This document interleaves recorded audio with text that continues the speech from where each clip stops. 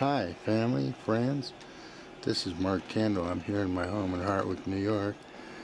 And I was just sitting here looking at this rifle, the second one down, and I thought I should make a quick video about the making of that rifle, how it ended up here in my home in Hartwick, and why that's uniquely special, and this knife that came along with it. I don't know if this is focused right, but it would say on here Solingen, Germany, Worcester, with the logo. The significance of that is right here, the Worcester German knives, the original German knife from Solingen, Germany since 1814. The finest knives made on the planet. My father's the one that actually bent those two tangs over on the side. This thing's been sharpened many times. I'm going to put the knife back in its case because it belongs with this rifle, and it's attached to the strap of the rifle. And the rifle, give you a close-up look at it here. Well, the story of this rifle, I guess it starts because my father's an independent insurance agent. One day he was at his restaurant in Orange County talking to a client about insurance.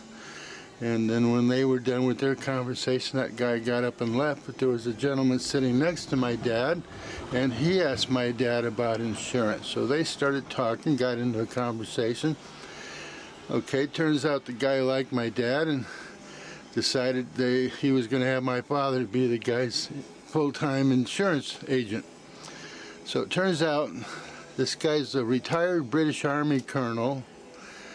He's sitting there and talking to Dad, and he tells Dad he owns a British import-export business in LA, and he's got something like 43 employees and 12 cars and a big Hollywood mansion and lots of stuff he needs to get insured. So he wants my dad to come out to his house to you know, talk insurance, which is what they did. And so the guy's got this beautiful home in Hollywood Hills, and turns out he's got a really nice trophy room there full of nice trophies. By the way, it's a pretty snowy day here in upstate New York, Hartwick. That 10-point rack right there was taken down with, hi folks, and there's a 4-point rack over there taken down with that same rifle. ZZ Top, Billy Gibbons, Dusty Hill, Frank Beard, seen him 4 times. But back to this story. So Dad's looking at this guy's beautiful home in the Hollywood Hills, looking over the LA Valley, and he's got this gun case with several nice guns in it. And my father just happened to really like this one that he noticed and asked the guy about it. And then throughout the conversation for insurance, it turns out the guy's got his first initial premium is going to be just over $17,000.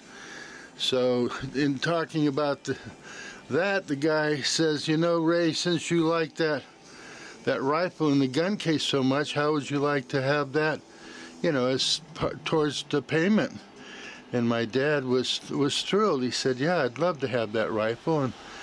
But my father told me with a smile on his face, he says, Mark, I'm never going to tell you exactly how much credit I gave that man towards his $17,000 insurance premium, but let's just say the rifle was a significant part of it.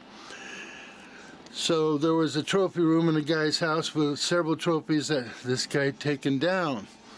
And since my dad was going to acquire this gun, he got out one, he had his yellow legal pad out, and he started taking notes, and I used to have all the notes, but I lost them in a house fire actually. But I used to have the notes, and I know the story of this gun anyhow. I've heard the story, and I know the notes. So as it was, this British Army colonel, he went to Germany in 1961 to the Mauser gun works there and had that bolt action made. This is a 30-06. It also has what we call a black chrome barrel, which is about 1.5 inches, almost 2 inches longer than a standard hunting rifle of this type. So the bolt action is German. And while the British Army Colonel was in Germany picking up that bolt action, that's when he went to Solingen, Germany, to the Worcester factory and picked up that hunting knife. So then he went back to England. I don't want to have to take that rifle off the rack because I'd have to move my Henry. And but it's printed on here, British Firearms Company. It's got the Royal Crown. It says 18 tons per square inch, and a couple other markings on it. It's got Williams open sights on it, the best you can get. That's so cool. You look through that little round circle down there. There's a tiny little pin there with a shiny little, anyhow. So, and it has a 14 karat gold trigger. And the stock is made at the Rolls Royce factory by the gentleman who hand carved the Rolls Royce dashboards. And how that came to be was the British Army Colonel, he used to do his hunting in a Rolls Royce. In fact, my dad jokingly said to the guy, well, why would you use a Rolls Royce to go driving through the wilds of Africa, on a safari? The man looked at him and said, well, Ray, my Rolls Royce, which was a 52 Rolls, I think it was like a silver shadow or something like that, he says, my Rolls Royce is the only car I would trust to get me into the wilds of Africa and then safely get me back out again without any troubles, and that a few scratches on the paint of my car is nothing compared to my safety, which made perfectly good sense. So the stock on this gun is hand carved. It's light Moroccan mahogany. The tips, I don't know if you can see it under there, but the tips are rosewood, and that's ivory pinstriping and dots. And the grips are all hand done. There's nothing stamped out on this. The entire stock on this is hand done, and a custom safety switch here that just simply goes, it's a 6-shot loader. That thing's got a hair trigger on it too. I think it's barely 1.5 pounds pressure on that trigger will fire off a 30-06 round, and one of these is what I fire with that sucker, so whatever it hits is gonna get hurt. By the way, the Henry fires these ballistic 357 Magnums, so that's a bad dude too. And the other one's just a Ruger long rifle semi-automatic 22, and the bottom one is an Italian-made replica of the top one. It's a pellet gun, a Beretta. So this rifle here, the Army Colonel went to Rolls Royce and he wanted to have them custom make the stock.